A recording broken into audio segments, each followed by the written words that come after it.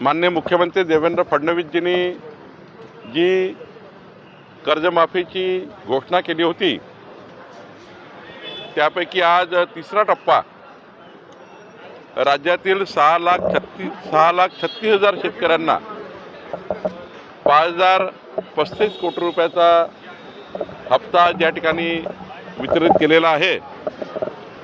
आणि जे आम्ही वचन दिलं होतं शेतकरी कर्जमाफीचं, आता तिसरा टप्पा गेलेला आहे आणि पुढच्या काळामध्ये जशा जशा याद्या येतील तसत्याच्या याद्या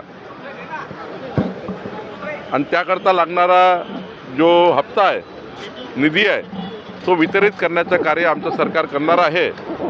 आज मोठा दिलासा आमच्या महाराष्ट्राच्या शेतकऱ्यांना आमचे मुख्यमंत्री देवेंद्र फडणवीसजी, एकनाथ शिंदेजी, सुनेत्रा पवारजी आणि कृषी मंत्री आपले या ठिकाणी दत्ताभाऊ भरणेजी, बाळासाहेब पाटीलजी, आम्ही सर्वच या मंत्रिमंडळाच्या बैठकीला हजर होतो। सोबतच आज महसूल खात्यातर्फे आपले आमदार गोपीचंद पडळकर यांची मागणी होती की जतमध्ये जी प्रशासकीय नगरपालिकेची इमारत बांधायची आहे त्याकरता महसूल खात्याची जागा द्या। आज मंत्रिमंडळामध्ये जत करता प्रशासकीय इमारतीकरता 2,580 चौरस मीटर जागा जतच्या नगरपालिकेची प्रशासकीय इमारत बांधकाम करता मंजूर करण्यात आलेली आहे।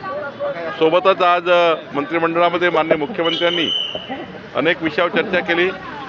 पीक पाणी काय परिस्थिती आहे, पावसाची काय परिस्थिती आहे, जी मदत पुनर्वसनाची काय परिस्थिती आहे, अमरावतीची झालेली घटना, नागपूरची झालेली घटना यावर सविस्तर त्या ठिकाणी चर्चा केलेली आहे। आणि आजच्या बैठकीमध्ये शालेय शिक्षण विभागाची, क्रीडा विभागाची काही पॉलिसी होती ती या ठिकाणी मंजूर केलेली आहे। अनेक विभागाच्या वेगवेगळ्या त्या ठिकाणी मंत्रिमंडळाचे प्रस्ताव माननीय मुख्यमंत्र्यांनी आज मान्य केलेले आहे। सर ती अमरावतीच्या घटनेच्या बाबतीत काही उच्चस्तरीय चौकशी आदेश दिला आहे। आज किंवा उद्या रिपोर्ट येईल तो आम्ही आपल्याला सांगू। सर राज्यात सरकारच्या भेटीसाठी गेलेला आहे, नेमकं काय तोडगा निघणार ते शिष्टमंडळ सांगेल आपल्याला काय झालं। बदललेलं आहे, साटलोट पाहायला मिळतं असं लक्ष्मण नाही, मला काहीच बोलायचं नाही आहे त्याबद्दलचा। भुजबळ साहेबच बोलतील आणि शिष्टमंडळ गेला, शिष्टमंडळ चर्चा करतील।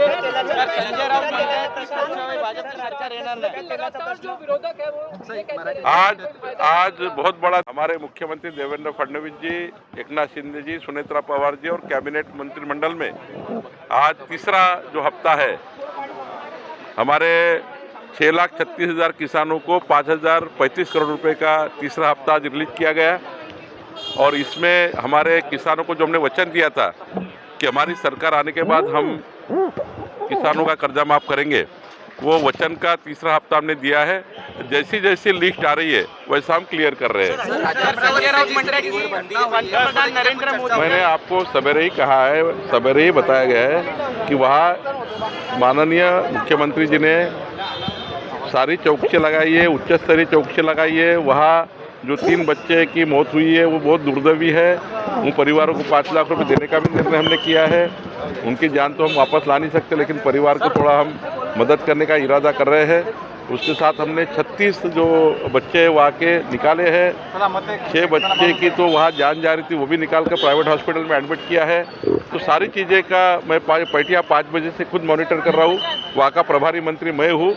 निश्चित रूप से इसका कल तक रिपोर्ट आ जाएगा।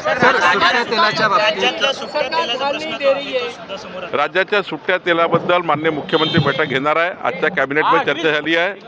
राज्यातील सर्व व्यापाऱ्यांना माझी विनंती आहे, कुठले आंदोलन करू नये। माननीय मुख्यमंत्री एक विशेष बैठक घेणार आहे आणि या बैठकीमध्ये माननीय मुख्यमंत्रीजी आणि आमचं सरकार या ठिकाणी योग्य निर्णय करेल। कारण सुटे तेल वाटप करताना किंवा व्यवसाय करताना काही त्या ठिकाणी नियमावली असली पाहिजे आणि त्यानुसार माननीय मुख्यमंत्र्यांची बैठक घेणार आहे। देखिए, मुख्यमंत्री जी का जो संवाद था वो विकसित महाराष्ट्र का था। वो आने वाले AI बेस्ड टेक्नोलॉजी को लेकर हम क्या क्या इनोवेशन कर सकते हैं, युवकों को क्या हम इस देश का विकसित नागरिक करके क्या हम सपोर्ट कर सकते हैं। सरकार युवकों के लिए क्या कर रही है और क्या करना चाहती है, हमारा देश विकसित होते हुए युवकों की भूमिका क्या है, ये आधार पे मुख्यमंत्री जी का कार्यक्रम था। लेकिन कांग्रेस पार्टी के राहुल गांधी अपनी कांग्रेस की साख बचाने के लिए, उनका बेस मजबूत करने के लिए पॉलिटिकल यूज करना चाहते हैं।